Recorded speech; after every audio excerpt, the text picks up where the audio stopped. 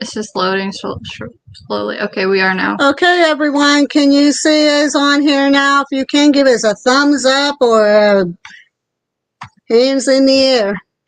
Like you just don't care. Like you just don't care, hands in the air. Can you hear us? Can you see us? Okay, there you go. Hi, Central Mass. How you doing? Okay, guys, before we introduce our guest, I'm just going to do a quick update here for everyone about the Cambria County Jail.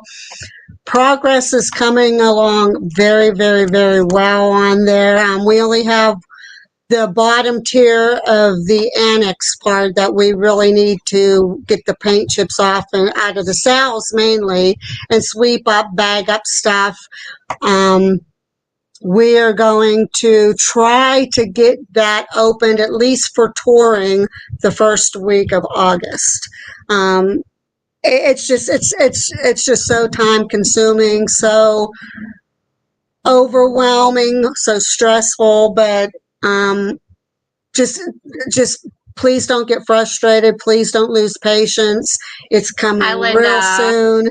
The big thing that I want, though, because he left it up to me to announce the date when we feel it's ready to open.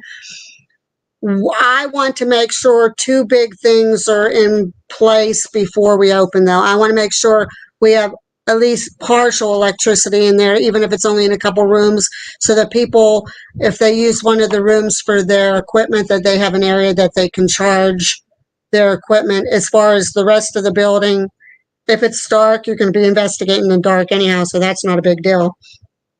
And I want to make sure that there's nothing that's obstructing, that somebody can get hurt on, because your safety is our utmost importance. And until I feel that that's all taken care of, I don't want to do the yes, let's go ahead with that. So just again, please stay patient with us. It's coming real soon. It really is. It's coming real soon. We're looking forward to it. And just keep on paying attention. I will say this. We're going to go over Saturday. We're hoping to finish up on Saturday.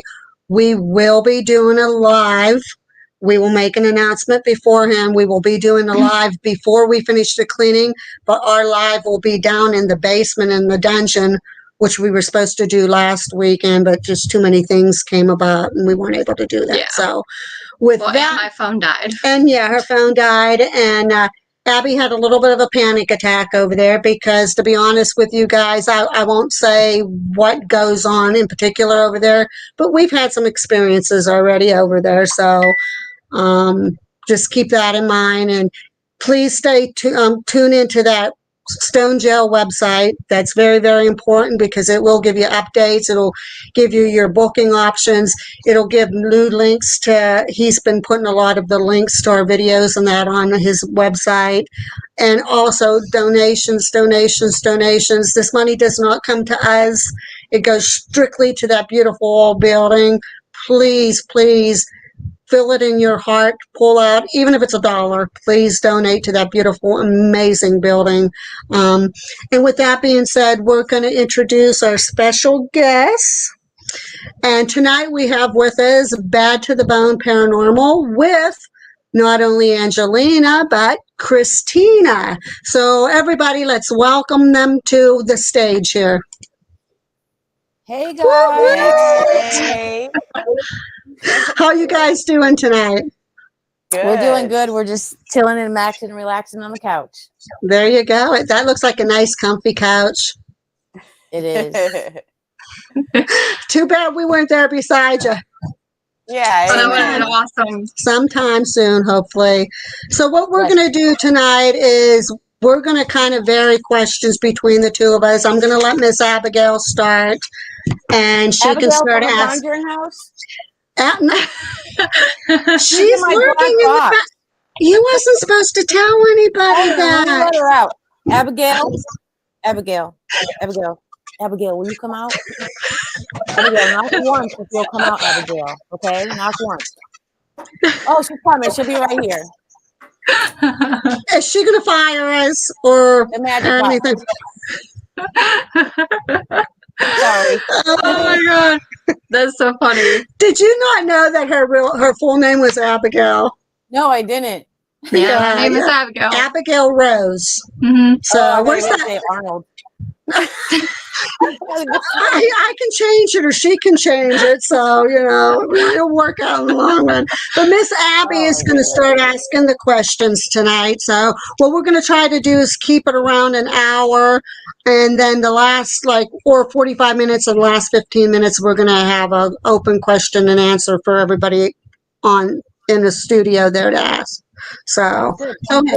Yeah, and as we said, we'll do one at a time. So I'll ask a question, then she'll go and so forth. So my question is for Christina, and it is, how did you guys meet?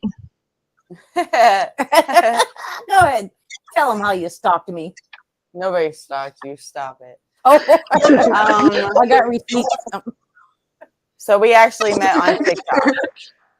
I ran across her on TikTok. That is so cute. I found her Facebook from there, and then I kind of inboxed her and hit her up, and things went my way, and here we are. Very, very cool. Abby, do you want anything there? Is there anything else you want to add on to that? Like, how long have you guys been together now? Almost 7 years. Wow. Yeah. And still going strong. Wow. So what do you think of the whole situation with you guys, like meeting on TikTok and everything and that do you think it was destiny? It was something. Neither one of us was really looking. It just kind of happened. I've been single for 8 years. I'm like, I'm it. That's it. I'm done. That's it. And then she literally stalked my TikTok. Every time I went on TikTok, there was this girl duetting me. And then I got really sick with asthma because I have really bad asthma. And then I get a message from her saying, I hope you're okay. Da-da-da. I'm like, this girl found me on Facebook. So she's not telling this story quite. She's stalking me, y'all. She's stalking me. But yeah, I just like what I seen, okay? I just like what I seen. Was it the content that she was doing in that, or it was Angelina? Like, did you like how she presented herself, or like? It was definitely her. It wasn't her content. It was definitely her. When she has her hair down, she looks totally different. I'll just tell you guys that when she doesn't have this thing on. I saw her not too long ago with her hair down, and she does look very different. And you look very, very nice, Angelina. Thank you. Got beautiful hair. I'm Puerto Rican and French, so my hair is like really, really curly, and it's just when I get out of the shower and I'm brushing it, I'm sweating, and my hair goes down to my butt crack. It's really long. I'll wear it straight one day, maybe when I do a show or something. Wow, I didn't realize that it was that long. I knew it was long. I mean, it's gorgeous. Mm-hmm. Thank you. Do you fix her hair for her a lot of time, Christina? I used to, but here over the past, I don't know, year or so, she hasn't really let me mess with it much. But I usually straighten it for her when she wants it straightened and stuff. Wow. And I get it cut probably like once every 10 years. Yeah. She doesn't try to cut it herself. I cut my own hair, and then I've been just doing this thing with it because I don't know what else to do with it. I cut my own hair too. I actually did that too. I watched a YouTube video. Now I wish I wouldn't have did it because I think I just messed it up. Yeah, the problem with me cutting it is that it's curly.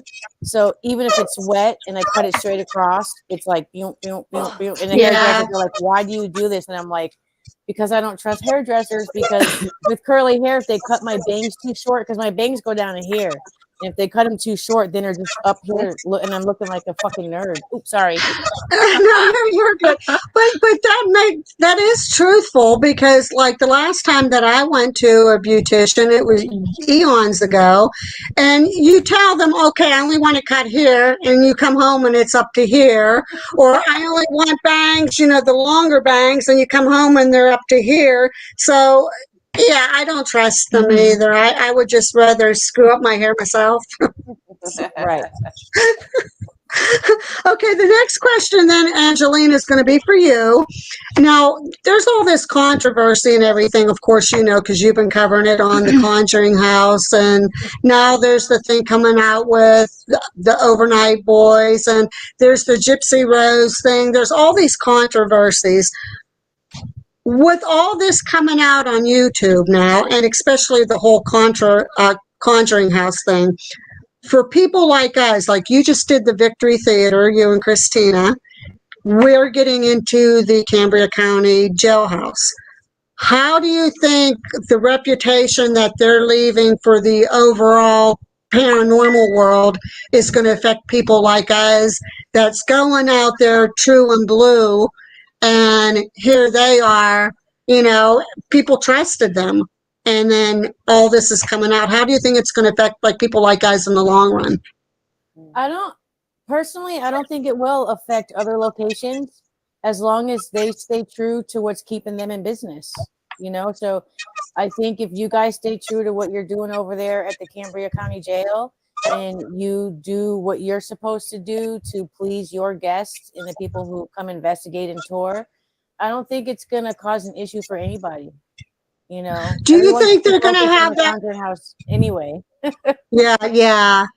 Do you think it's going to leave that residue in their mind though, like hey, you know, I wonder if they do get famous, if it's going to go to their head and they're going to start turning on their employees and that? Do you think it'll, like, that residue that's left there, like it's just bad?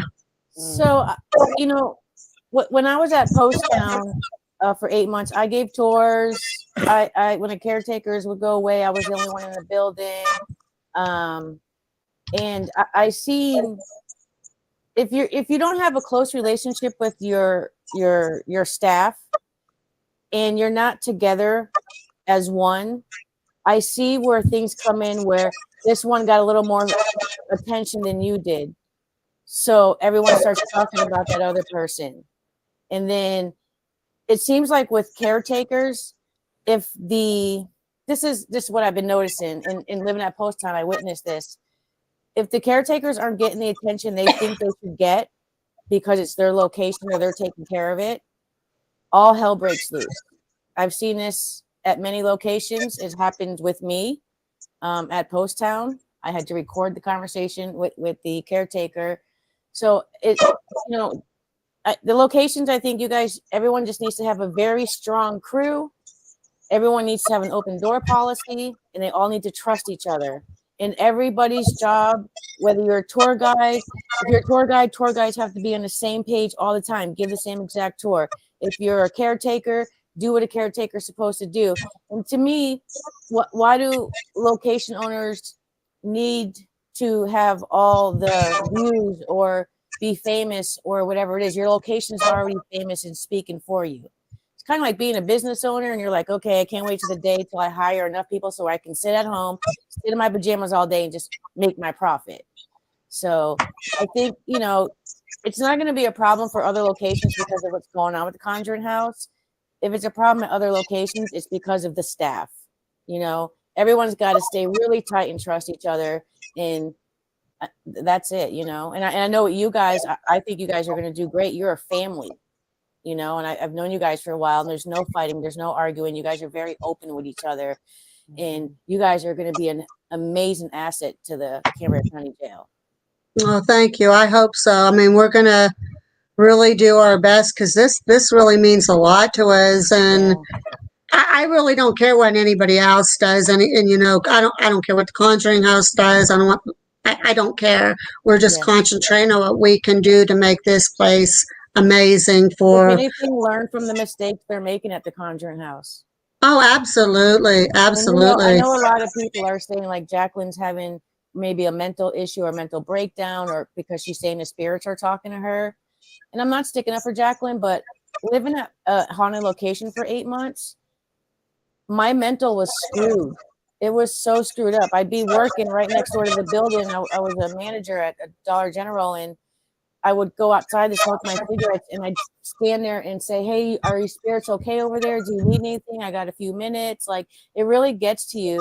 And when I left there, my mental was so fucked up. I had to stay away from everything paranormal for a year. And it was bad. It was very bad. I was having nightmares. I was seeing things that weren't there. Like, my mental was just destroyed. So I'm not saying that that's what's happening to Jacqueline, but it's a possibility, you know. It makes sense. So what I'm saying to you guys is, don't spend a lot of time there. Go there, do your tours, sign your people up, and don't spend a lot of time there. You know, the fortunate thing for you guys is you don't have to live there. You know, you can in and out, you know. Well, I'm going to make sure that everybody, like, we're going to do our scripts, we're going to do our thing, but right when we leave, I'm going to make sure that everybody knows, hey, leave the spirits there. Kind of clear your mind, go home. Kind of, when you're home, you're home. When we're there. Kind of make sure that they separate all of that. So, because I agree with you, that could definitely happen. I mean, it makes a lot of sense. The biggest thing I think you want to do is make sure that when, you know, people go in and they're filming the tour guide, make sure that your staff is telling the same exact script or story that you're asking them to tell. And it's every time they're recorded by someone, it's always the same. Because if you change one thing, someone's going to come after you on that. Someone's going to say, wait, this tour guy said this, but this one said that. Then they're going to start doubting the location and the hauntings behind it. Well, I'm going to have a whole script typed up for everybody. Now, I told them, I said, I want everybody to be as natural as can be when they go in, but so they don't have to read word for word what I typed down. They can just as long as they're being natural, pick out the main, focus on the main points. But I want sure, like you said, make sure that everybody says the same thing. Like, even if it's as much as getting the building dimensions wrong, if we happen to, you know, everybody has to have that same thing, but they don't need to read the script verbatim. I just want to carry the script around with me, and you know, and just make sure if you don't have your script with you, because there's nothing wrong with carrying it around. You want to make sure you get it right. But if you don't have it with you and you're not sure, just remember to say, there's 55 doors. I'm not sure, but I think there's 55 doors. You know, I'm not sure. You know, if you're not sure, let them know. You know, so then right. You guys are going to be great. But see, that's what I told Gabriella, because she's a little bit nervous about doing that, which you know, because that's one of the reasons why you wanted her on your show too. I said, Gabriella, if you're uncomfortable and you're not sure, that if you feel like maybe you might make a mistake, read the script. I don't care. Just kind of read it naturally. Don't be like a robot. But I mean, if you're more comfortable reading the script, I have no problem with that. At least you're getting everything right, and you're not worrying about flubbing up because you're reading it right off the paper. So, see, that would be me. That would be me, because I have a hard time remembering things. So I have no shame in holding a piece of paper and reading off of it, even if it's taking notes, you know, for an investigation. Like, and we do. We have notebooks. We're on investigations to ask questions pertaining to history or anything that we want answers to. We want to get the question right, because if you get the question wrong, the spirit's gonna be like, well, what did you say? Right. That's the wrong year. You're talking to the wrong spirit. Right. So in other words, you're telling me that you're going to set us up, that you're going to have your notebook there, and you're going to be saying, okay, let's see how much they know. We did that on the world's largest ghost hunt. We all had our notebooks, and we see us running from room to room, and we got our notebooks, and we're like, okay, this is the next question we want to ask. You know, Mr. Stone, why did you? You know?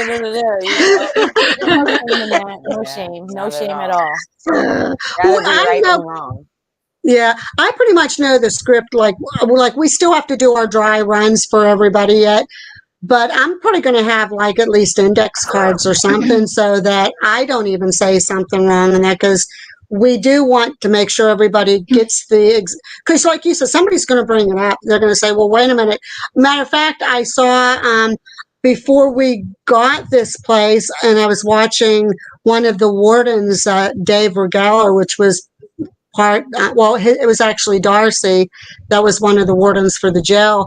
He was going through and he was doing a tour and he said a name wrong. And he was actually one of the wardens there.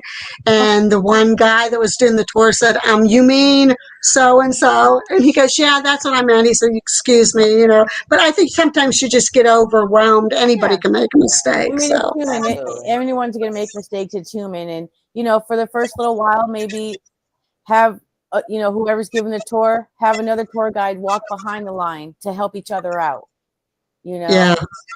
That's exactly what we were talking about. So I think sometimes you read my mind because that's what we were talking about. Abigail told me. Abigail told me. I'm telling you what, she right needs here in her box. I'm beginning to worry that she doesn't know how to mind her own business. So Abigail, Abigail, did that upset you? I apologize, Abigail. No, I just called it as I saw it. All right, Christina, this question, how long have you been interested in the paranormal?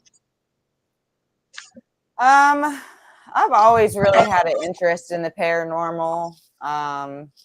Before I met her, I used to watch a lot of TV shows, which, you know, obviously it's not like what you see on TV. Mm-hmm. Totally different, but I've always had that interest there. And then when I met her and found out that, she was a paranormal investigator and stuff, it was quite intriguing. So then as time went on and we started going to places and investigating, and I've really found that it's something that I really like to do. So, well, have you ever had any experiences like when you were younger? You read my mind. I can't really say so. No. No.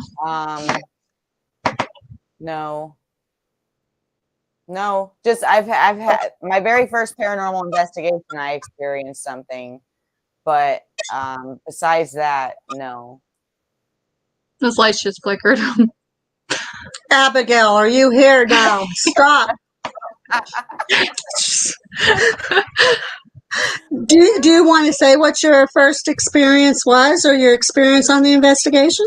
Or So we went to Octagon Hall in Kentucky. Beautiful place. Amazing, very active place. I would love to go back. But from the moment we walked through the door, the whole house was alive. Like, we didn't even get to finish eating dinner before things started going off and all kinds of crazy things. But the craziest time of the whole investigation was witnessing her lose track of time for a good long while, and then seeing her do things that I've never ever seen her do before. And it was very scary, but it was also a very good learning tool too, because I learned a lot from it and what to do if something like that was to happen, But thankfully we had another good team there with us, and they helped me out, and we had to throw some holy water and sage and all that stuff on her. And wow. Yeah, it sounds like something was trying to jump you. Yeah. Wow. I don't know if it was paranormal or not. I mean, I fixated on my research on a soldier named Edward, and I could have manifested my own whatever happened to me. So I don't know. They were saying things like I was saluting the Confederate flag. Oh, wow.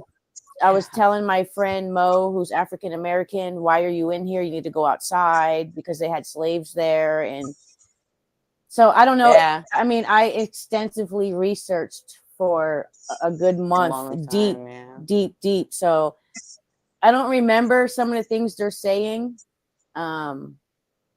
So I don't know if it's paranormal, if I caused my own manifestation, because I was so dedicated to finding out about this one soldier. But definitely that house was alive all night long. Yeah. And you felt like there was for me, I felt like there was tons of people there watching me. Yeah. But the spirit could have taken control of you, just like when you were saying about Christina experiencing what the pains, the labor pains or whatever from the ladies having the moaning and that from the ladies having the babies in their room in the military place. Oh yeah. Yeah, that was crazy. That was Chanel. crazy when we got that piece of information. That was like, it was like mind blowing. Yeah. Like, I'm like, no, me and Justin are like, no, you can't be hearing it. We don't hear it. And every time we went there, she heard it. And when we finally were reaching out to people, you know, that had served there, and they were like, you know, we had posted that and someone answered and said, you know why she was hearing that? Because she's standing right in front of where pregnant women would go give birth and stuff. So that to me was like, okay, validation that she heard what she heard. Yeah. Yeah. You know? See, and that was like when we was telling you about Gabriella hearing the screams, and she didn't know it. And I told her, well, Gabriella, there's reports that people got tortured down in the dungeon, and you're supposed to be able to hear screams. And she was the only one that could hear it. Nobody else was hearing it, but she was hearing those screams. So you kind of, you know, when you can get something to back up that, you know, that kind of like, okay, you're not necessarily saying it's 100% paranormal, but you have to say, wow, there's something there that we just can't explain. So yeah, it's not like we didn't want to believe her. We believed her, but we had to weigh the factors that there were so many open windows, broke windows, pieces of ceiling hanging. I mean, we were in a really abandoned place at an Air Force hospital. So, you know, but she stayed on top of that one every time we went. And it was mind blowing when we found out from the soldiers the story behind where she was standing in front of. Yeah. That had been real strange for you, Christina, experiencing that, like, and not knowing why you were hearing that. Yeah, it was, and it was very crazy to find out, you know, what we found out about the women having babies there. But it was also the thing that the men, they weren't allowed to be there when the mothers were having the babies. Like, they couldn't come at all. So yeah, sad. I kind of wonder if that's like where the sadness kind of came from, you know, because you're getting ready to have a baby. Of course you want somebody there with you, you know? Right. So I couldn't imagine how scary that had to have been for all the women that had to endure that, you know? Oh my goodness. I can imagine. Wow. I couldn't imagine having a baby. I mean, God, ouch. I'm hurting right now thinking about it. I had 4. I don't know how you do it. Yeah, it's not fun. My ex-mother-in-law said she would rather have a baby than go to the dentist. She's not, she's passed on, but I'm there like, I think that's a little bit of extreme. I would not say I would rather have a baby than go to the dentist. Yeah, that's a long time being pregnant. I think I'd rather be pregnant. I don't know nothing about it. But I know people that had babies that they hardly had any pain whatsoever. And then I know people that was in labor for like 24, 48 hours. So it just depends. Every woman's different. So you don't know, you know, you just don't know. But getting on to the next question, then Miss Angelina, you debunk a lot, which we know, which is good, which is what you're supposed to do when you go on an investigation. You debunk when you're there, and you debunk when you get your video. You go and say, okay, I can toss this out. I can. But out of anything that you've caught that you can't explain, what would you say would have been probably your best piece that you have to put that big question mark by, that you just can't debunk it no matter what? And you said, hey, I'm not saying it's paranormal, but I can't debunk this. What would be your favorite piece that you would say that you caught? That's hard because there's 2 of them, but the main one would be when I was living at Post Town and I was going up into the break room to meet the team that I would be investigating with for 3 days, Ventures Paranormal, and then meet anyone who came for the public investigation. And I came around the corner and there was 2 elderly people standing there. And I was talking to them saying, hey, we're going to start in about 10 minutes. We'll be right out. And I remember the old guy, he had an old gray chino jacket on with the white shirt and some polyester gray pants. and he had a big long nose, and he had a VHS recorder that you used to put on your shoulders. And then his wife had her hair pulled back. It was white. She had a Polaroid camera, the instant ones. And she had a nice, it was a white sweater with a blouse and everything. And I was just talking to them, and I'm like, we're going to start in a couple of minutes. My name is Angelina. Welcome to Post Town. And they just kept kind of nodding at me. They didn't say nothing. So I went into the break room to say, hey, Ventures Paranormal, I'm ready. Let's do this. And we came out, and I says, where's the elderly people that were out here? Well, I said, where's the old people? And they're like, what people? They're like, today's not the public investigation day. It's just you with us. And I'm like, no, there was 2 people out here. I saw them. I talked to them. I said, I even got off my cell phone, and they're like, Angelina, there's no one else here. And I was insistent, and I got angry. And I said, no, I know. I talked to them. They're here. So they got on the radio, got with the caretaker, and it says, Angelina said, there's someone here, blah, blah, blah. We went looking for them, turned all the lights on in the building. The caretaker's watching the CCTV footage, and he couldn't find them. He said, I went all the way back to noon that day, and there's no elderly people in this building. And to this very day, I wonder, like, was my mind playing with me because I had been living in that haunted location, but I hadn't really been there too long before I did the investigation with them. And if not, like, why? Who are these people? Why did they show themselves to me? I've done extensive research on Post Town. I don't believe that the location is haunted because of a train wreck. I believe it's haunted because of a family that was exhumed from underneath the school before it was built and moved up the street to the cemetery. And I wonder, is that the mother and father of the family? Because it was a family of 8. So that is something I question to this very day. And that happened to me almost 7 years ago. So, and you've never come across any pictures that could kind of correlate the two? No.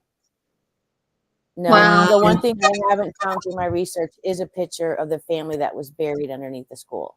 That's the only thing that I've been waiting for all these years to still find. I still talk about it, but I question it, like, and I kept telling everybody, I know what I saw. I'm 3 months into the paranormal. I'm like, I know what I saw. I thought I was going crazy. Like, no, we believe you. I watched the CCTV footage myself, and I'm just like, what the fuck? Yeah. Like, what is happening here? Like, and I still see them. If they were standing right in front of me, I would know, hey, these are the people from Post Town. So I still wonder, I don't know if it's paranormal. I don't know what it was, but it sure as hell didn't look like no one in my family. So I know it wasn't my family. Yeah. Wow. That's crazy. Yeah, I don't think when my dad passed away, my dad was an alcoholic. And when he passed away, there was a lot of stuff that was going on with him. Like I could, if we talked alone, I could tell you a whole lot. But when he passed away, he had this favorite chair that he always sat in the living room. And on the night of his funeral, I could smell whiskey. That was the only thing he drank was whiskey. I could smell whiskey up the stairway going upstairs. And I thought I fell asleep because I heard, hey, Diane, hey, Diane. And I opened up my eyes, and my dad was sitting there in his chair right in front of me. And I'm there blinking my eyes okay, you're dreaming, you're dreaming, you're dreaming. And he just said, I'm okay now. And then he vanished. And I'm there did I actually see this or was I dreaming? But he was just as clear as can be, as if he was sitting in his chair like he always did. So, when you see those things, that it's like, okay, I know what I saw. But you do wonder, am I losing it or what? But then no. So yeah, that's pretty amazing. Yeah, it's pretty weird. I mean, I don't want it to bother me for all of my life, but I question it. Like, what the hell was that? Because, my abuelita died, and I thought sometimes I think I see her, but then I just tell myself, I haven't warned her correctly yet, so I might think I seen her. I'm a ghost. I'm a paranormal investigator, but I'm a huge ass skeptic at the same time. like, wait a second, but yeah, I'll always wonder about that. And, unfortunately, I can't go back to Post Town. And that's the problem with, again, your staff. You want to make sure your staff is correct because, we had that big falling out. And so now I'm banned from two places, Post Town and the Conjuring House. But, with Post Town, I had to defend myself. And, back then I threw out receipts. I put a whole audio out that was caretaker, and it sucked. It hurt my feelings because I really thought they were family. And I loved that place. So when people do talk about, I love the place, but I have to go, I understand. But yeah, that was my craziest experience. I don't know why these people did that. And I don't know to this day, was I just seeing things? Did I smoke some weed before I went on out there? No, I know I didn't do that because I don't do that before an investigation, so yeah, that will always mess with my head. Yeah, I think that's really cool. Yeah, maybe someday you'll find the picture of that couple and you'll say, wait a minute, there they are. That's them. That's who I saw. And then you can actually have some closure. Hey, no, I wasn't freaking insane. These are the people I saw and they died in this year. So that would be cool. Yeah, that would be very interesting. Christina, do you guys fall? Well, actually, I'm going to change this question up a little bit because originally I was going to say it a different way, but I'm still your question, Angelina, that you asked us, me and Chase, a couple of lives ago. What is your biggest advantage about working together as a team?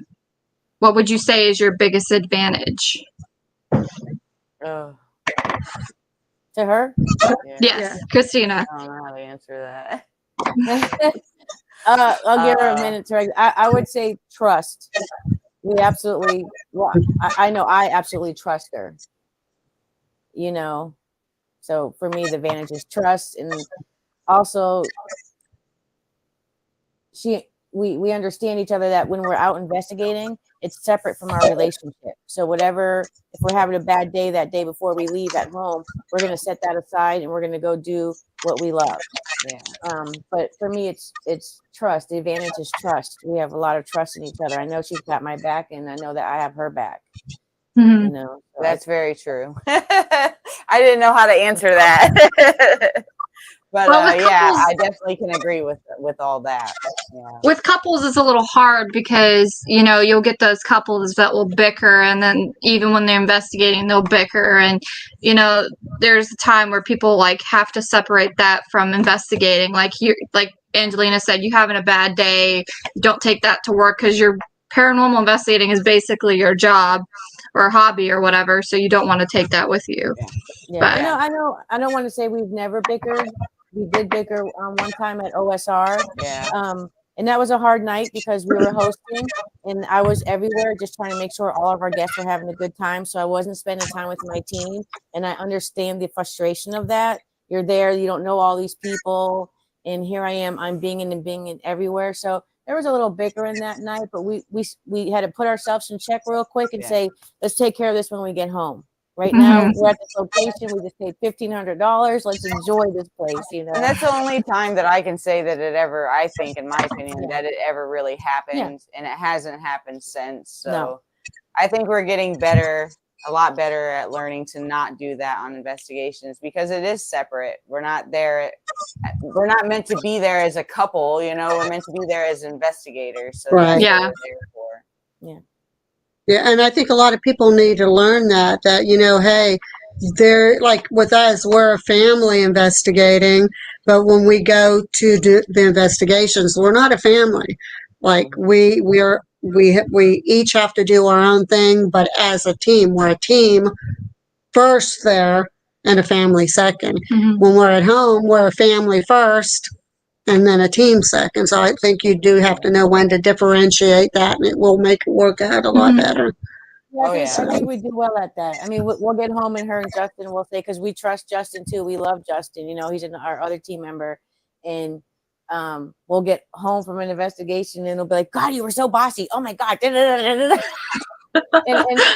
that's where we've separated it. We've separated that personal life from the paranormal, and just like when I don't try to be mean and yell shut up, but in the spur of the moment when you think you're hearing something, it's just like shut up, you know. So I always tell them before we leave, I don't mean it, it's just, and I try to say be quiet, but I just can't. I'm just we're more used to it now. Let's just say that we're very used to it now. So, yeah. Do you catch yourself apologizing though, since you are a couple, when you have to say shut up to your partner at an investigation? When you come home, do you say, I'm sorry, I wasn't trying to be mean or that, but do you find yourself apologizing?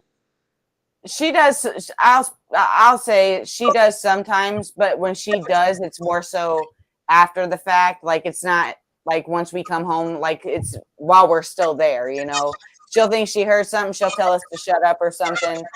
She'll go about, figuring it out. And then once she figures it out, and if it's nothing, she'll be like, oh, sorry, I didn't mean to tell you guys to shut up, but I thought I heard something, so. Yeah, that's a conscious thing I had to tell myself, like, yeah.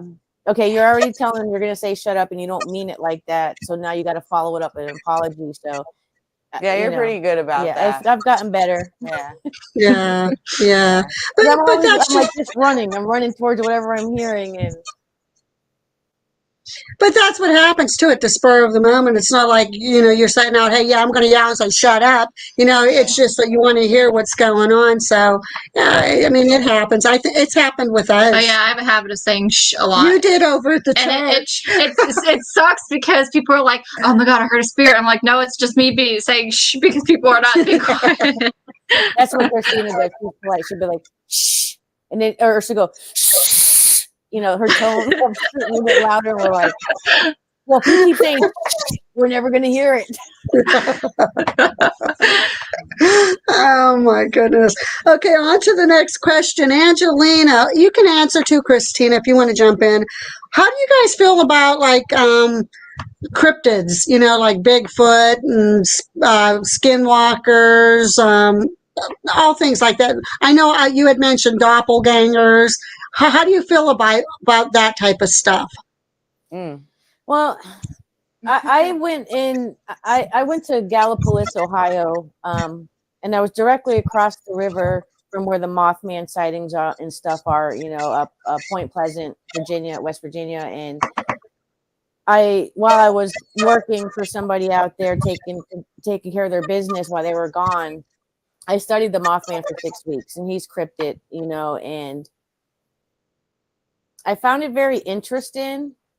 But then when I started seeing like moths all over the town of Point Pleasant and Gallipolis and everything, it made me think, do they just think there's a Mothman here because these places are loaded with moths? Like there's moths everywhere. Like every time I went back to my hotel, you couldn't see the lights because there was thousands of moths all over it. So it kind of steered me away for a while from cryptics and stuff like that. But I'm not against figuring it out or going to search for things. Like I am a Bigfoot believer. I don't believe he exists now, but I believe maybe at one time he did exist. Something like him exists.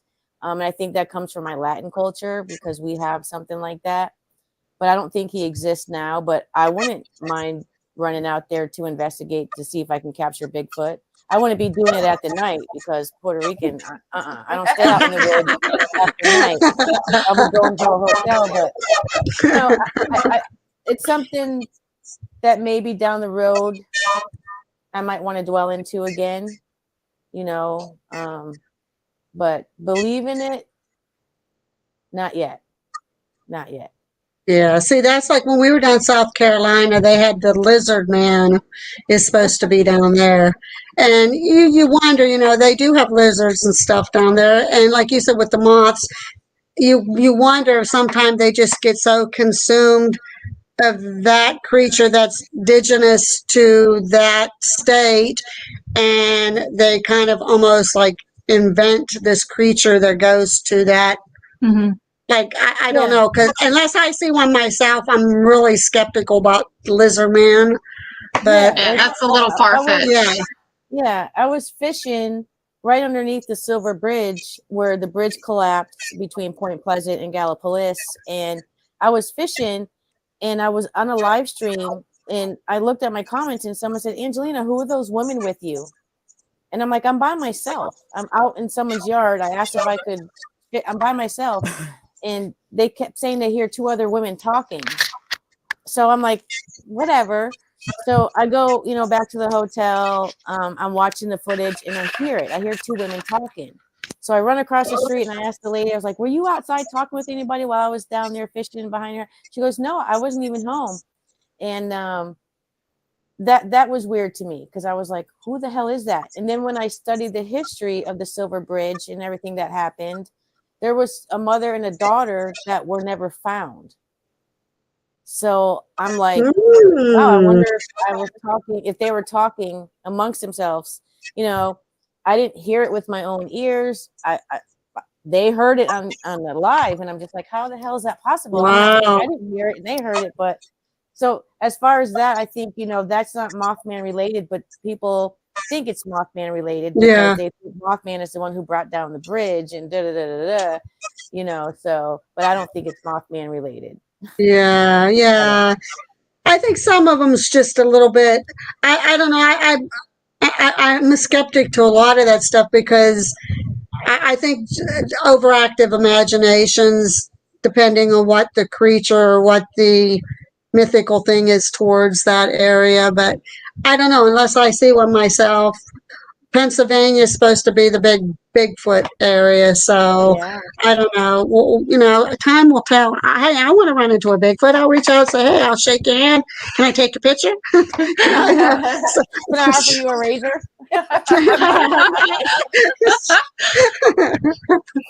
That's funny. Christina, what is your favorite paranormal method to use? My favorite would be doing the real-time EVPs. You get a lot of cool stuff there. I love doing those because it's so cool to be able to hear things 10 times louder and then hear things that other people can't hear because it's just so intense. Like, it's very intensified when you have that on and you're hearing everything. Like, but I love it, and I could do it for hours, like hours. Thank God. But I like doing it too because you have more of a chance to catch something too, that others can't hear. So, and that's what I was just going to ask. Is there something that you can share that you caught that was phenomenal on there that you can't explain? Besides me and Justin having gas. Oh God, I'm trying to think. So like for instance, when we went and did our thing at the Victory Theater here, we were all sitting in a circle and we all kind of, we're asking questions and stuff. And we had the recorder going. Well, I had walked off after we got done so I could hear, and you could clearly hear a man on there, and it was like he was telling us to like be quiet, and it was clear as day. I had her hear it. A couple of the people that we were with, they heard it too. So yeah, that was crazy. We got shushed a lot that night through even during the Estes method and during real time. And these are people who haven't paranormal investigated before. And they're sitting there with the Estes method. It was so funny. And they're just like, shh, really, really loud, like they whistled that, but we kept hearing shh a lot that night. But when she heard it, we were like, no, we don't hear it yet. But it was loud and clear on the recording. Wow. Yeah. But do you think because the reason why it was so quiet, why they kept shushing was because that was a theater at one point? Maybe they're like, hey, there's a show going on right now. Yeah. That's what one of the people who have never done it said. So we started role playing, like, hey, lady, sit down, or hey, give me some popcorn. Where's this guy? It was weird because all of a sudden you just start hearing things everywhere. Like the theater came alive. Yeah. And we're gonna put some footage out soon. a lot of work. But speaking of that, before your next question, I just wanted to let you guys know that the Victory Theater did win their contract bid for $76 million, and it will be rebuilt. Yay! Good, good. Well, it's kind of funny too that you're bringing up the Victory Theater because that was my next question. Oh wow! So yes, it was. I know you guys both had just been there recently and had the whole tour and everything else, and you had your investigation in there, and you had the Gay Pride event and that going on.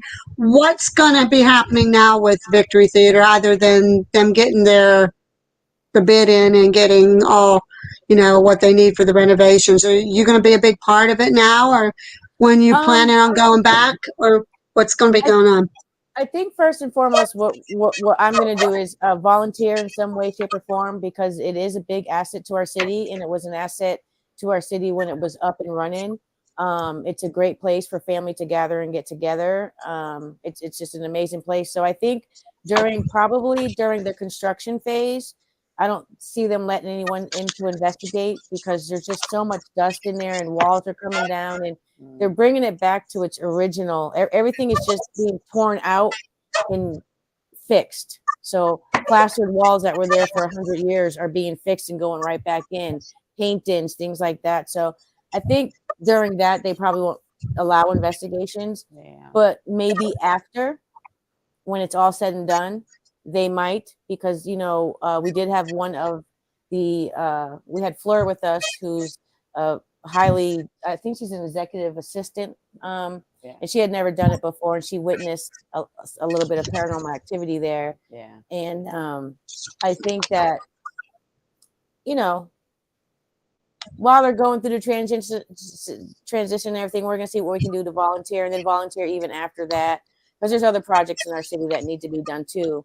But we're just grateful and happy that they won the bid, and we're going to stay involved. We're going to do what we got to do, but we got keys to go to another location where nuns lived.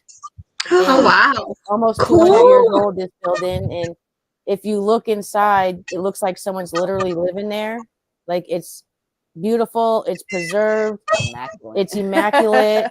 Oh wow! Through the Victory Theater, we ran into somebody who's got keys to many places in our city, so we're going to go there and do an investigation. And I'm very religious. I'm not very religious, but I'm Catholic, and it is a Catholic location. So I'm going to do a lot of Catholic questions, a lot of, religious questions. And it's going to be a very, very different type of investigation for us. That is so cool. Respectful one, but yet let's see if I can test the nuns a little bit, like I used to when we're at school or whatever. But yeah, so we're going to stay. You don't want to cross the nuns. No, you don't want to cross the nuns. A little bit. I want to see what happens. Am I gonna get the ruler on my fingers? Am I gonna get a EVP that says kneel down on the pencils? I mean, because that's how it was in my day. They were like, it was like that. So, but that's gonna, something we're gonna move on to, and whatever we can do to help our city make money and stuff like that. And yeah, but that's gonna be exciting. So stay tuned for that. That's gonna be really exciting. Absolutely. Really absolutely. Exciting. All right, my last and final question is, since you, Christina, you said that you heard voices, and I mean, you heard the baby or mom crying or the baby crying or whatever. Do you think you are sensitive? Do you think you have kind of empath abilities due to that? No. I think, in my opinion, I think everybody is an empath in their own way. Woman intuition is a real thing. And I think that, when you feel something, you feel something. That's like they say, when you feel something in your gut, you should go with it instead of going against it, So to me, it's kind of like the same thing. I'm just a good guesser sometimes, I guess, but no, I don't feel that I have any kind of abilities like that. No. I think I'm just a normal person who feels things, and I just happen to be right sometimes. So do you think it was more one mother feeling what another mother was feeling? That kind of thing? It could have been, or it could have been maybe that just that particular woman maybe just wanted me to hear her. I don't Yeah. know. I can't explain that, you know. It was very interesting to hear. So it could be, it very, very well could be. Very cool. I mean, yeah, that's just amazing being able to experience something like that and then end up finding out, hey, I actually did hear this. Yeah. So, I mean, that was just truly amazing. It's But always we're nice gonna when you hear something and you get validation later on, like, hey, maybe you did hear that because this is what happened, you know. So it's always nice to get that validation, you know, because you're always questioning yourself, you're always wondering, and there's always that question, is this actually paranormal, you know? Yeah, So yeah. when you get a little bit of just a hint of validation, for me, it's good. Oh, you're not a kid. Yeah. I mean, I wish that happened to more people. You know, you always want that validation because you know yourself, for a while, it's like Angelina with the two people that she saw. You kind of start questioning your sanity. Like, Yeah. you know, am I losing my mind? Like, I know I didn't take some kind of bad drug, you know, what's going on here? So when you get that validation, you're there, okay, hey, now people that looked at me like I'm quacked or something, you know, well, now, you know, I've got the validation there to prove that. So, but we're going to go on now and we're going to see if anybody in the audience there wants to ask any of you ladies There's any actually been a questions. couple. So Abby will go back and see what she can find out. I'm trying to find Michael's. Now, is that the kitty that's in heat? She just came out of heat. Yeah. Okay. All right, here's the first one. On my chest every morning at 5 o'clock. Like, get up, mom. Aww. We had a cat that looked pretty similar to that. She's pretty. Okay, Abby. Hold on, I'm going through them, trying to find the other ones. You can do that one. Okay, Michael wanted to know, do you think the land could be the reason as to why the building's supposed to be haunted, and that's at the Conjuring House? No, I don't. I think, you know, there's so much I want to say, but there's so much I don't want to say because I'm getting ready to put a couple of videos out. But I'm just, you know, I am from New England. I know my New England history. We learn it in school. Your parents teach you it. Your grandparents teach you it. They take you to these locations that they talk about, and a lot of people have the understanding that King Philip's War crossed through where the Conjuring House is, Burville, Rhode Island, you know, and it didn't. King Philip's War was 30 miles away if you're heading toward Warwick. It was in South and West Kingston. It was 50 miles away in one direction, 30 miles in another direction. So, I mean, unless these soldiers who fought crawled while they're dying all 30, 50 miles away to the Conjuring House, no, I don't think it has anything to do with the grounds. I'm through my research, I'm starting to begin to think that there is nothing haunted there, and people are making shit up. You know, people are saying, well, I've talked to house owners there and they say their house is haunted. Well, how come you haven't investigated? How come they haven't how come they haven't talked about it? I think, you know, look how many people live there, and only 2 families that live there are claiming paranormal activity. And Norma Sutcliffe, I believe, lived there the longest, you know. So I don't think the grounds are haunted. I don't think it's haunted at all. And that's just my opinion. I've never been there besides going there as a child for school. But without everything I'm learning, no. And I wish people would stop thinking that there's soldiers that were dead there. It never, we are 10 minutes away from one of the biggest massacres of the King Philip's War in Hadley, Massachusetts. We're 10 minutes away. And then you got Amherst where it passed through there too. So I don't think the grounds are haunted at all. I don't. And if they are haunted, it's because maybe their family died there. And back in those days, you buried your family where your homestead was. So, you know, but definitely people got to stop thinking that King Philip's War went through there, because it didn't. And I see documentaries where people put that up there, like, could it be from the war? But they don't explain the whole fucking war and how far away it was in 2 different directions from the Conjuring House, you know. So that makes me mad as a New Englander and someone who loves history. And it's you're not from here. Research, get your history right. Yeah. Because a lot of us New Englanders, I know I can speak for myself and many other people, we care about our history. We love our history, and we have the longest history. You know, we are the oldest. We have the most history. So we take pride in our history here. We take pride. And these people that are saying false things are just hyping things up to get people to go to the Conjuring House, you know, and you know, I don't know. I've heard it's haunted. I've heard it's not haunted. I don't know what to believe because I've never been there. So, but in my opinion, from what I'm learning, I don't think it's haunted. I think it's a 300-year-old house that just moves when a wind pushes the door open. It's got latches. Yeah. We have latches downstairs in our basement, and this house is 133 years old. And sometimes those latches pop up because the wind pushes the door and the latch pops up. You know, they're not very strong. They're flimsy. So, no, I don't think the grounds are haunted at all. Do you think this whole thing's ever going to end? Like, I mean, I'm sure it will, but like, how much longer do you think this crap can go on? Because it's just like every week it's, okay, we got something else going on with what? The Conjuring House. Yeah, you know, I wonder if it's ever going to end. For myself, I think I'm about to put myself to an end with it because it's starting to consume me and I can't allow that to happen. Yeah. And, you know, the more I hear stuff like, you know, I hear Brian's story. I haven't been paid for 5 weeks. I haven't this. I was a caretaker. And then I learned information that, no, you weren't a caretaker when you were hired there. It says it clearly in your Facebook. Who would go 5 weeks without getting paid from their employer? You got to pay your bills. You got to eat. You know, you're a medium. He's a self-proclaimed medium, a spiritualist, a metaphysical guy, a hypnotist. He's self-proclaimed. You can see it all on the website. So I'm also like, if you're a medium, who are you to say that these spirits aren't talking to Jacqueline? Because you're a medium, so spirits obviously talk to you.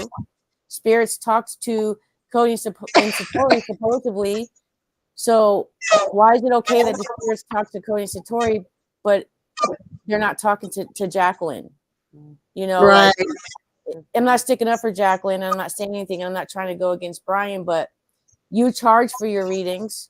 So why don't you go to work doing readings? I just feel like there's something wrong with that whole situation with the GoFundMe thing and everything. Yeah. But if you're, you know, you charge people, save your money, go back to your mediumship, do your readings. For me, everyone that's involved with the Conjuring House has done something, lied, scammed somebody, whatever they've done, but they all got dirt on each other. And I think the best thing is everyone needs to just part ways and let it go. Yeah. I'm contemplating, do I want to put out these videos?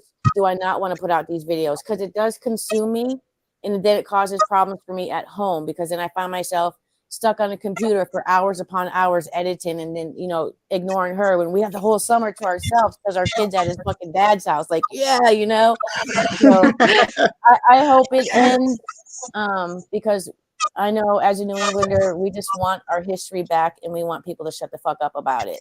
And Yeah. remember what Roger Williams did for us, gave us the freedom of religion, the freedom of speech, the freedom of many things, and then got banished from the state of Massachusetts. So that's what people don't think about, you know, and that's what we think about here in New England, what he did for us. So, Right.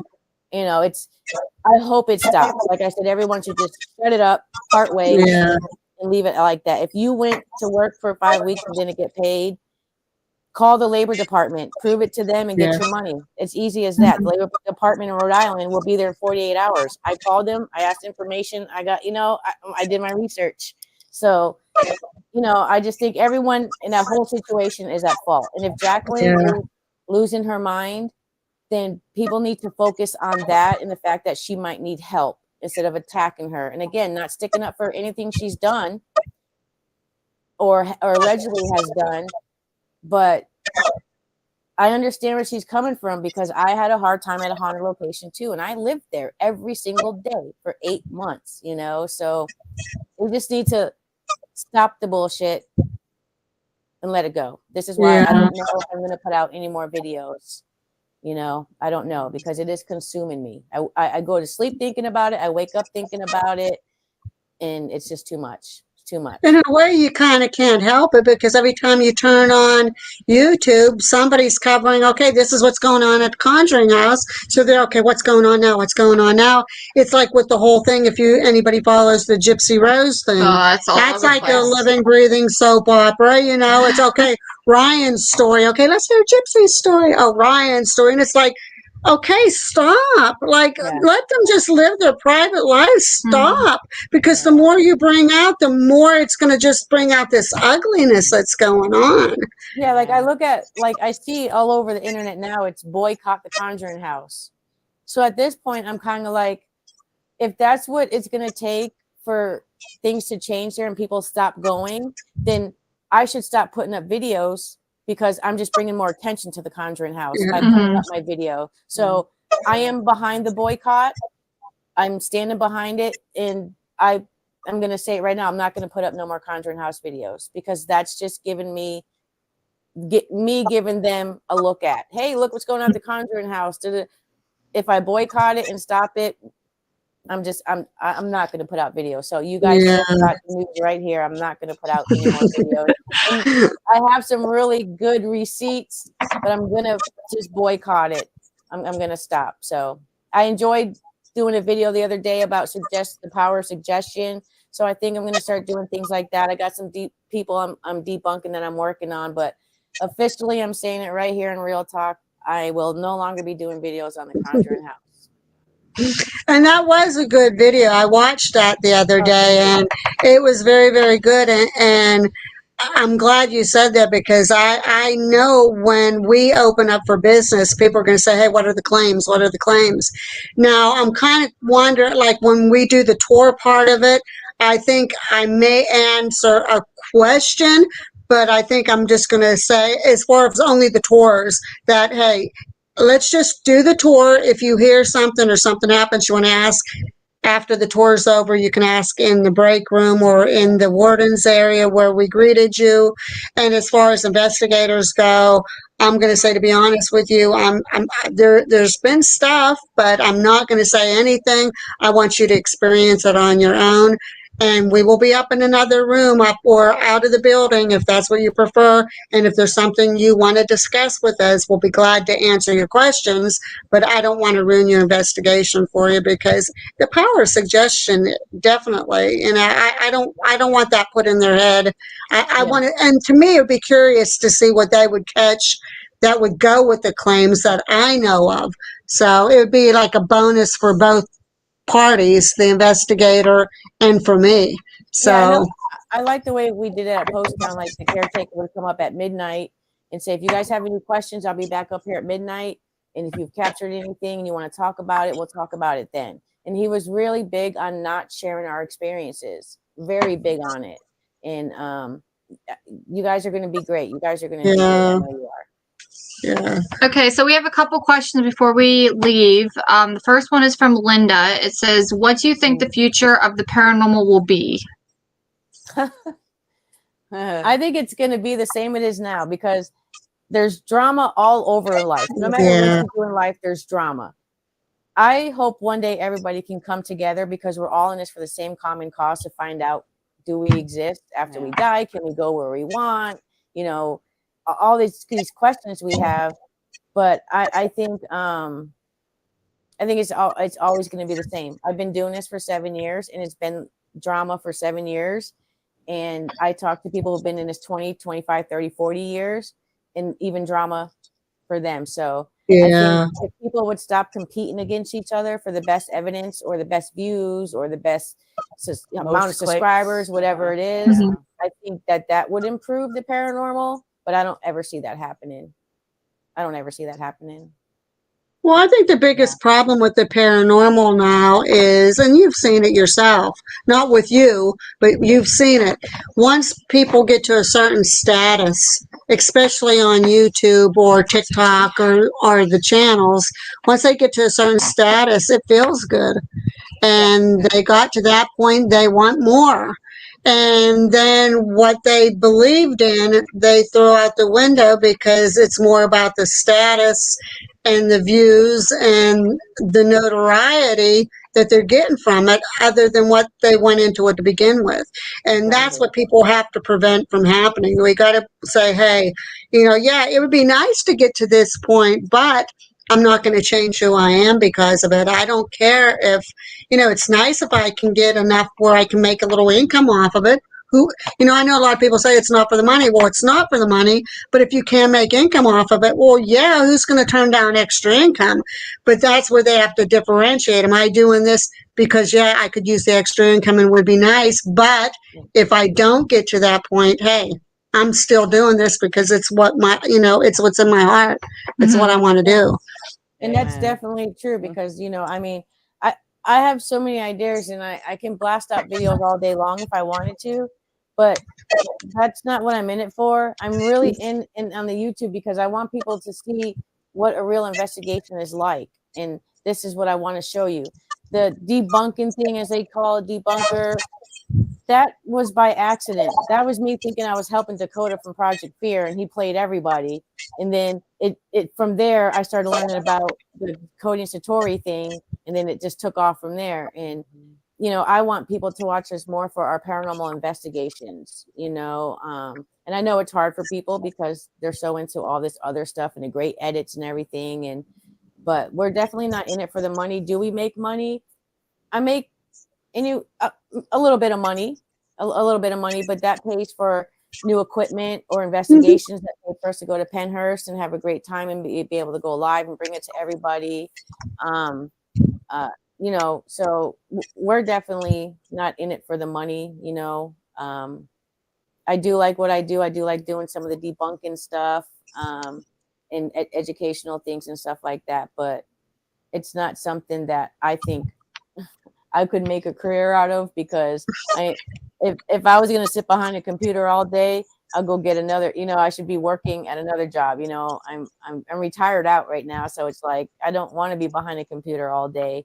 And, I don't want to lose myself in stuff like that, Which is what a lot of people have done, in my opinion. Yeah, I've seen a lot of people lose themselves. Just the things that I've watched, I watch and keep up with things only because of her. Like I stay out of everything because I could care less about what's going on. I mean, of course I care, but I'm in it to investigate. I'm in it to prove what happens to us after we die. Like I'm not in it for the drama, the money, the clicks, the views. Like I don't even like being on camera. Yeah, you're like me. I know people might look. Yeah. It'd be nice if more people thought like that, and it would be nice if people would come together and unite as one because we all are doing this for the same reason. At least I hope so. Anyway, I know for me, it's like I started this 7 years ago and I learned from some really good people. And those are the people to this day that I still count on, Chris Houston, Shannon Humphreys, Joel Myers, Gavin Kelly and his wife, Paula, and many other people, Jill Cole. These are the people that I still rely on. And if I have a question or I need some help with something, I'll reach out to these people, and I'm going to have them hopefully on a podcast soon. But 7 years later, here we are. And I've only met really 3 other people that I would investigate with besides the people that helped me along in the beginning. And it's you guys, Susan from Central Mass Paranormal.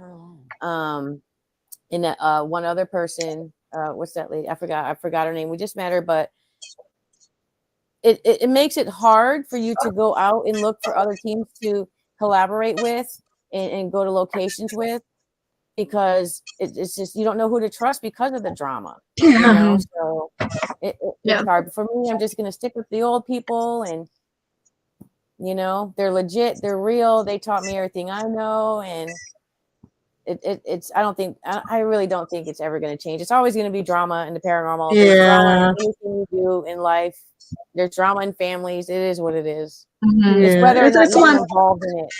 Yeah, it's like turned into one big soap opera at times, but it's the people that keeps it real though, that say, hey, okay, I don't really care what they do at this point, but I know what I'm going to do, and what I'm going to continue doing, and I've met some good people. I mean, you ladies. It's just been such a pleasure meeting and chatting with you guys just from the get-go, and you taught us a lot of stuff, and you're still helping us out, and it's really helping us progress even further than what we thought we could even imagine at this point. So it's I like the direction things are going as far as with all of us, Yeah. but this drama needs to stop. There's just too much drama. But okay, B Squared has a question. B Squared says, has new technology had a big or small impact on paranormal investigations? Oh wow. For me, it really hasn't had an impact because I'm not one to really throw out the equipment. I get the equipment for my team members because that's what they like.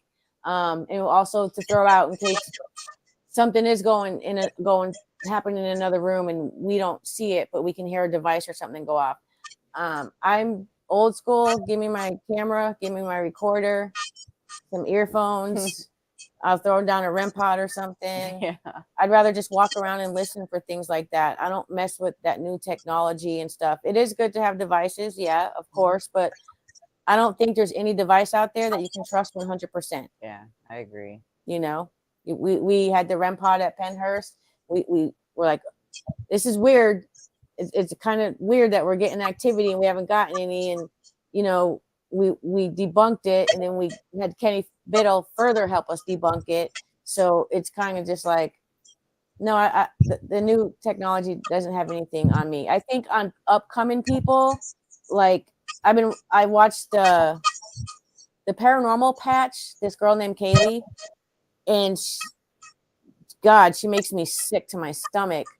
She's got this, she does, and I have a video. I think I'm getting fixated on her dumb ass, but you know that new dead doorbell. So that I've read the reviews on that, and 90% of the reviews I read is the hammer keeps getting stuck, so it keeps causing it to go off. Every couple of seconds, and this girl's in there just acting like there's spirits in there talking to her, and I'm like, oh my God, you didn't even ask it a question and a bell rang and you think that's fucking paranormal. So I think for the younger people getting into it who are watching these fakers, the big tech, new tech has changed because, they want things to go off and light up and have people believe, it's paranormal. But I think people like that. Oh, I just got sick talking about that girl. I can't stand her. I can't stand her. She's very, very nasty in the paranormal. She's very rude. I know I have a mouth on me, but this girl is terrible, and it's just it sucks. So I don't know. I'm telling you, I've seen a worse mouth than yours. I've seen a worse mouth than. Yeah. I'm not going to mention names. And you're asking a spirit, she's saying, say fuck you to this guy. Like, how fucked up is that? God. Wow. It's just so fucked up. Like, wow. Like, where's the respect? Yeah. Oh my goodness. Yeah, for sure. It definitely is changing the paranormal, but it depending on who's using that new wave of technology. Yeah. See, I like the technology, but I like to, when we went to the jail, as you guys noticed, I did the flower thing, and I put up a little pyramid of the solo cups. I hung the bell up on them. They're like, there they are. If they want to do something, there's no electronics. There's, some of them I could debunk if there was a breeze of wind going through, but the area it was all enclosed. There was no windows or anything where wind could have went through. We didn't have the doors open, but nothing happened, as you could tell, but. Well, in our video, you might want to check the bell because I swear it moved a little bit. Really? It didn't ring because, it's kind of hard to Yeah, ring, that bell is. I think it went back and forth just a little bit. We still have to review. The live that we did was actually Abby's phone. She was on her phone, but Eric had the video camera, and he was actually videotaping also, but in the same area, but it was different angles and that. So I'm hoping that I wasn't the only one. A couple other people said that they thought they saw that face too. I'm kind of right now on the point that I'm debunking it, that it was just parabolia or something, that it was just my eyes playing tricks on me because it was second floor and there was still chipped paint up there on that wall in particular. So I'm kind of tossing it. But until we see that footage yet and go through it, which we haven't done yet, then, we'll see. But I don't know. All right. Do we have any more questions before we wrap it up for tonight?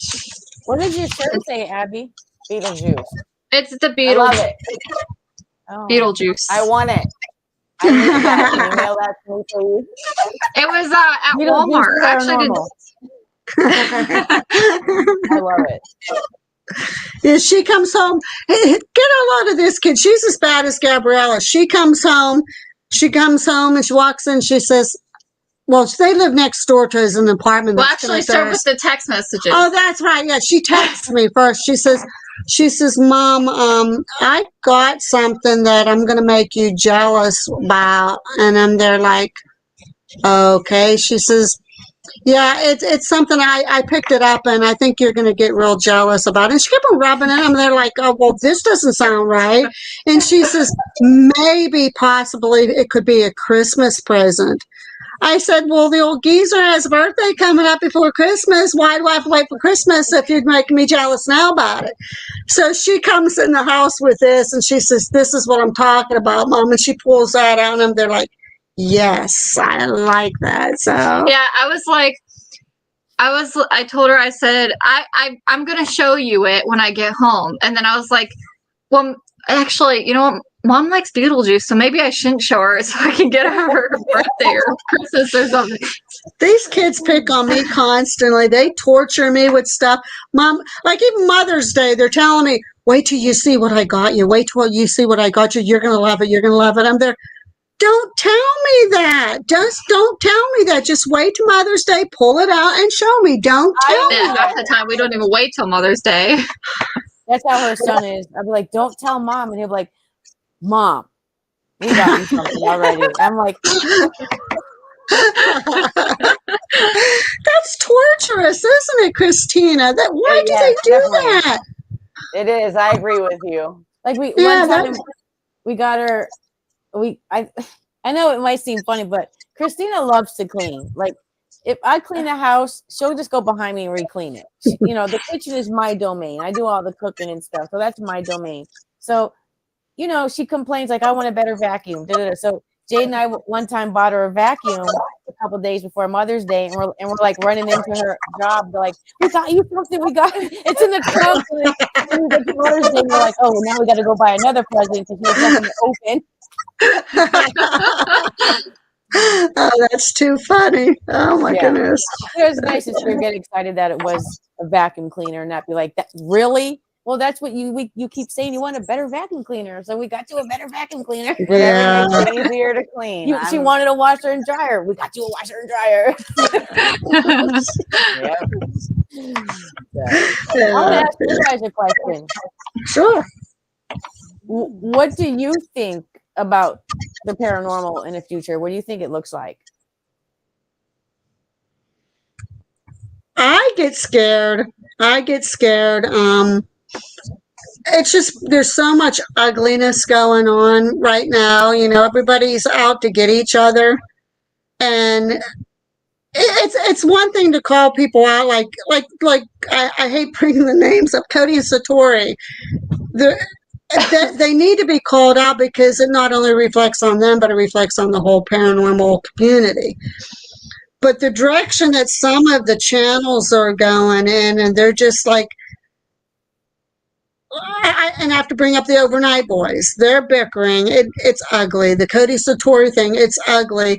Like, it's setting a very bad precedence for groups like us that are coming out. We're trying to make a name for ourselves. We're trying to be honest. We're trying to show that units can work together as a good team without the bickering. And even if you do have a little bit of going on, you can work it out. Right. And I worry about how far that's going to go and how it's going to affect us, the smaller guy. But I'm like you on the aspect of I want to start bringing out, we're glad to have you on our show tonight, but I want to start bringing on the locals too, some of the locals, to bring them out. So some of them are honest in that, they want to make a name for themselves. They want to get out there, be a little bit more known, so that we can maybe get a whole new chapter of paranormal investigators out there to show that people, hey, we can be real. We don't need to rely on, we don't need the views. We don't need the money. We don't need the fakery. I think that's what my fear is. I don't want all of this stuff that's going on now to affect people like us in the long run, that it's going to hurt. That everybody's going to say, oh, they're faking. Oh, they're going to break up. You say they're a family, but you know what? I don't care. They could be a close-knit family, but next year they're going to be broken apart. It just kind of puts a bad taste in your mouth about where the future could be as far as honesty and good. Well, that's the thing too, is all you see is, paranormal groups and, them getting separate because of something stupid. It's not worth it. Like, just be legit, get through things respectfully and calmly, and just be honest and respectful, and you're good. And treat each other like a team. I mean, we were at Octagon Hall and we were with Oldham County Paranormal. Shannon Humphreys was one of the major, she played a major role in my coming up in the paranormal and learning things and everything. And we had a ball that moved. And Christina wasn't with us. She was down in the basement and she felt bad that she missed it. And then we were talking about it and I was like, wow, Bad2thebone and Oldham County Paranormal, we caught this. And she kept saying, we didn't catch anything. I wasn't there. And I'm like, even though you weren't there in that particular room, you were there in the building. So we, as a team, everyone there caught that together. So I think people need to remember that and stop saying, I caught this and you didn't catch anything. That's not a team. Yeah. You might have caught something because your team member pushed that out from somewhere else or for some other reason. But, I see that happen a lot with teams, like I. Yeah. And some people comment on my videos and are like, Angelina, you kept saying we thank you very much. So I'm like, yeah, we have a team. I have a team. Even though you see me in my videos by myself, I still have a team who watches and appreciates everyone who supports us.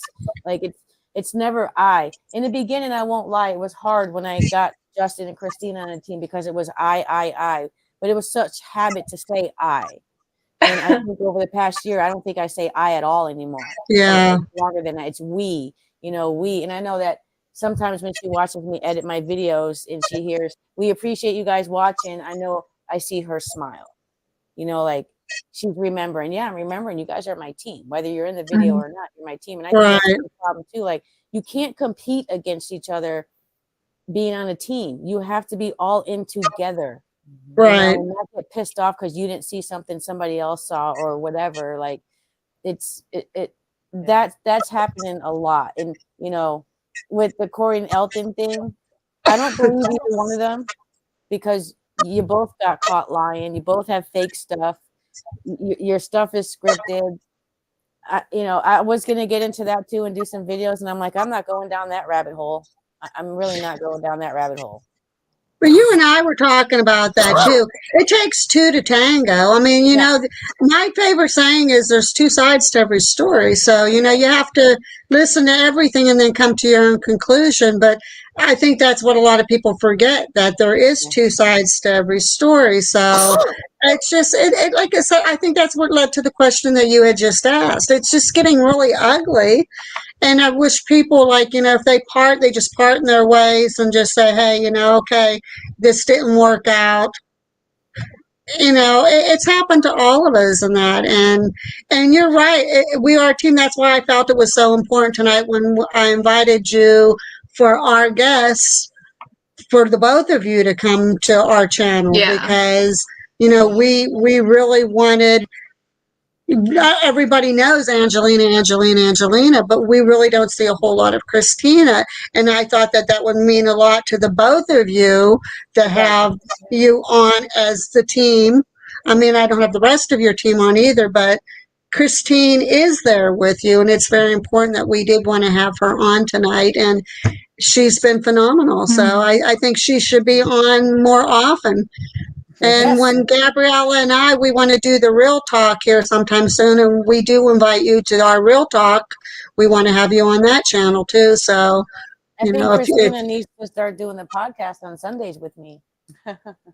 I think she should. I think she should. You guys are a wonderful team. And I mean, you can see the chemistry between the two of you. And, you know, it's really, really important because you are that team. And Christine has been in the background a lot.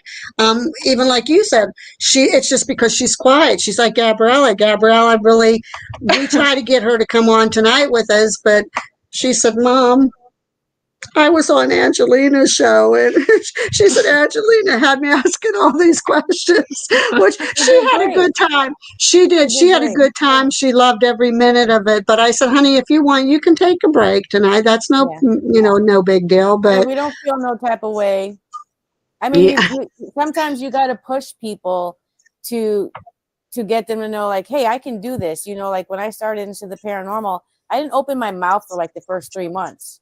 And then one day there's a big group of people, there's a big public investigation, and they're like, well, we're just going to sit here and not do nothing till Angelina steps up and does something. And they said it in front of all these people. I'm like, so they threw me to the wolves, and ever since then I've been off and running. And, you know, sometimes I do that to my team members. I just push them to the limit they think they can't go to, you know, and Angelina, don't do that. Where are you going? And I'm like, then this is what I love about my team, her and Justin. I chase things. I'll leave you in the dust. And they'll be saying, Angelina, don't do it.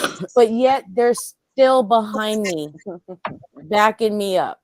You know, at Penhurst, I wanted to go down the tunnel to see if there was anything down there, and I didn't want to be afraid of that bat, you know, and she's like, I'm not going. I'm not fucking with the bat. But I look behind me, and she's 2 feet behind me.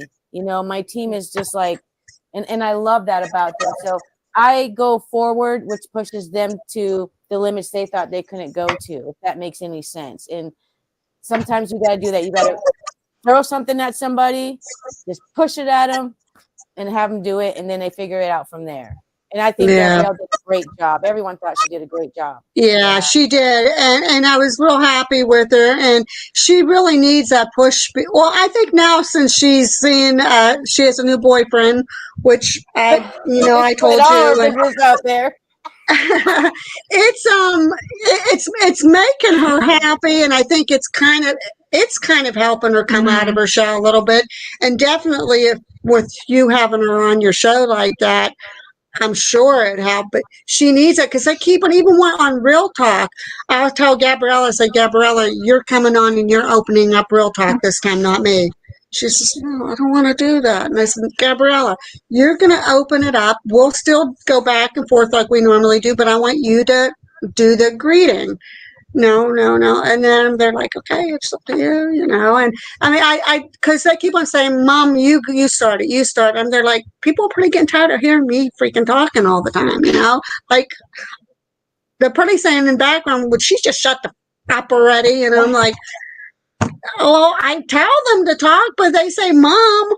Like, well, it's kind of like me at the very beginning. I'm very open with people. Like I'm a social butterfly, but Gabriella said that earlier. But camera related, when we first did investigations, I was kind of afraid to talk and do investigations. So I was like, I'm just going to be strictly camera person. I'm not doing any other part of the investigation. It's not happening. I'm just going to be camera person, quiet camera person. And then Mom's like, you gotta step up a little bit. You know, you gotta talk. And so then she had that video with me in the church and me being full on this camera by myself, and that was a little scary, but I was like, I got this. I told her, I said, honey, I know you want to do the camera and that. I said, but if you guys are making me one, I have low self-esteem like you would not believe. If I'm doing this for videotapes for you guys when I'm gone, and I'm being brave enough to do that, even though I can't look at myself, then you need to come out from behind that camera. You got a beautiful face. You got a beautiful personality. You need to come out. You're part of the team. the people that's watching this wants to see each member of this team at one time or another. So I want us each to take a section or whatever and do a section at a time or something, but with somebody different. Eric, I want him to be on a little bit more. Gabriella, she's kind of getting a little bit better, but she's still not at the point where I want her to be yet. Of course, Chase, he's pretty much okay. He's not camera shy, so. I think it's like that with us. Like Christina wasn't really big about being on camera. Justin, he could care less. Gabby Beans. I kind of am like you. I have self-esteem issues a little bit, but I had to step outside of my uncomfortableness to help Christina. But I know with our team, I like when we're giving people a front view. Like they're not seeing us through the whole video. They're seeing what we're seeing with our eyes directly in front of us. You know, like when we went to Pennhurst, I loved the tunnels video because that was all me just giving everyone a view from what I'm seeing, you know, as well. And that's the way we kind of like to do it. You know, we do put ourselves in it once in a while, but you know, I want our audience to see, what are you guys looking at? You know, well, here's where we're going, you know, but it's hard to be on camera because there's so much bullying these days and so much body shaming and stuff like that. So, but, you know, Christina's gotten better at it. Justin, like I said, he could care less, you know, but I think, you know, Gabriella is coming out of her shell. She did a great job. Maybe we can get Christina to do one podcast a month or alternate with Susan, my other, you know, my co-host, but they'll be all right. Yeah. All right. Yeah. And we're excited for you guys. We really are. We're excited that you guys have this amazing location for us investigators to go to and investigate. And we're really excited for you guys. We can't wait to come. We're hoping to be coming in August. So we'll be talking to Susan and checking with that hotel and everything and throwing down over at the old Cambria County Jail. Oh, we can investigate with you one night. Yeah, absolutely. We would love for you guys to investigate with us. Yeah. Awesome. Especially since you guys are in and out of the jail, cleaning and getting things ready. You know, you could be a trigger for something, you know. So there's like probably at this point is where I'm going to have to stop hearing your experiences so that when we go, you know, we've been trying. What I like about you is you told me some of your experiences, but you don't tell me exactly where they've happened to you. And I appreciate that, you know. But yeah, we definitely want to investigate with your whole team. I want to do a solo with Chase. So I guess not a solo, but I want to do a thing with me and Chase. I got something in mind there for Chase. You can do one with your buddy Eric too. Yeah, there you go. I'll take all the boys. It's funny because we go. One time we were with this guy and he was investigating with us, and we get to the house that we're going to because I love doing urban explorations too, and I love going to abandoned places. And all of a sudden he's in front of us the whole way, and then we get to the house, and then I'm like, "Where'd him and Christina go?" They're behind me, like, "No, you go first, Angelina." And I'm just like, so I love going with guys because, you know, I'll go just as far as you go. Just because I'm a girl doesn't mean that I'm going to back out or back down. I'm in this for a reason. And if I hear something, whether you're coming or not, I'm gone. Bada bing, bada boom.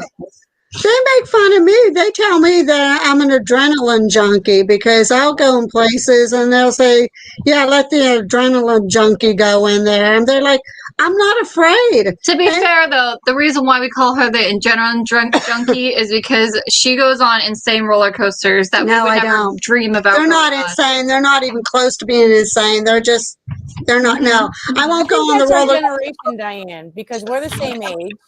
So, and what are we? I'm way older than you. I'm old enough to be your mom. No, I'm 53. Well, see, I could have been your mom. I'm going to be 65. I could have possibly. No way. Yeah, no. I'm going to be 65 in October, so I literally could have been old enough to be your mommy. That's right. My mom is 70. Get the fuck out of here. I thought You don't look, yeah, you don't look that old at all. You gotta be talking shit. Yeah, I told you I'm a geezer. No, you don't look. You don't. No. Yeah, I'm there. No. Unfortunately. I guess we'll have to see when we get to the jail. Be like, is spirits? Hold on. Hey, Abigail. Abigail, are you there? Okay, Abigail. Is Diane really 65? 1 for yes, 2 for no. Abigail says no. No, see, on my side, she tapped once. She kind of came right through, and she came here. She was with me on that one. Oh, okay. Abigail, come back to your box. Come back to your box, Abigail. Come back. Abigail, I just got one more question for you, and then I'll let you go. I'll let you go to sleep, Abigail. Let me stop. I'm not. It's a funny situation. I'm not trying. It is. It is. But I think we've all made those jokes. Mm-hmm. No, Oh yeah. Hey, they brought it on themselves. Is all I can say. I mean, I wish I could carry a spirit in my pocket. Like, hey, spirit, go get all the money out of the bank for me and come back out with it. Hey, we could really use it right now. I told you what our situation is, and that stupid Well, don't get me wrong. I love the state of Pennsylvania. I do. It's like Massachusetts. There's so much glorious history here. It's phenomenal. I mean, we got Gettysburg, Pennsylvania. Yeah, and there's a long. We're on second state that was joined to the union, everything and that.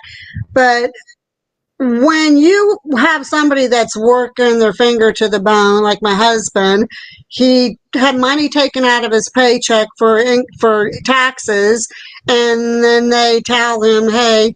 First of all, they claimed we weren't a resident, and we had to prove that we were. And then they pulled this crap up that it was because of a credit. Well, when they give you a credit, aren't they supposed to give you money, not take it away? But they took all of our money away from us. So it's kind of like you put us in a real bad situation here right now. So, yeah, tell Abigail. God giving you a blessing by handing you the jail. And that's what I told Tom. I said, I know there's things about PA that's pissing everybody off right now, but that I think this is going to be a big blessing for us. I just feel that this was dropped in our hand for a reason. Already this year we've had such great things happen. I got married, we got the jail. We have a house. Gabriella got a new boyfriend. Yeah. That's why you don't see her anymore. We don't see her. Like weekends, forget it. Like she's gone. Like she's in the chat. Hi, Gabriella. But we do miss. I know I missed the real talk with Diane and Gabrielle. I missed that. I told her. Person tuning in and. I like her fun facts in the beginning because you guys know I'm a freaking history nerd. But yeah, but I understand, it's a part of her life that is big to her, it's big, so I get it. But we need you fucking back, girl. I think we're probably going to Angelina maybe tomorrow. Come say hi. Tomorrow or Thursday, we're going to do a real talk. Gabriella, come over here and say hi. Come on. They want to know about your new boyfriend. The new. Oh, I love you so much. Hey, girl. Get your over here. Hey, girl. How's the new man? Yeah, I see him over there at the jail. You got your little sexy man. I see him. He treats her like a queen. Like he really is good to her. Better, or I'll be there in how long does it take to get there? 7 hours? I'll be there in 7 hours if he ever. No, he seems like a nice guy. I like the fact that when you guys went live and he was in there helping you guys do the jail. Like, who wants to do that when they start dating somebody new? Be part of having to help clean up something, and that says a lot for him in my eyes. Yeah, and he wants to be such a big part of it. He already said, "Hey, if you need a security guard, he has guard experience. He is a security guard. He says, if you want to help clean, he says, I will help you clean. And he's been in there. So like, he's already like, and he's not even asking anything. He got our daughter. I guess that was good enough for him. I don't know. So yeah, he's been good to her. Yeah, Good. we're happy for you. Yes, I could ma'am. see a big difference. You're smiling all the time. Even when you were showing me the jail the other day, she was off in the background smiling and I'm like, look at her smiling, enjoying cleaning up all that shit.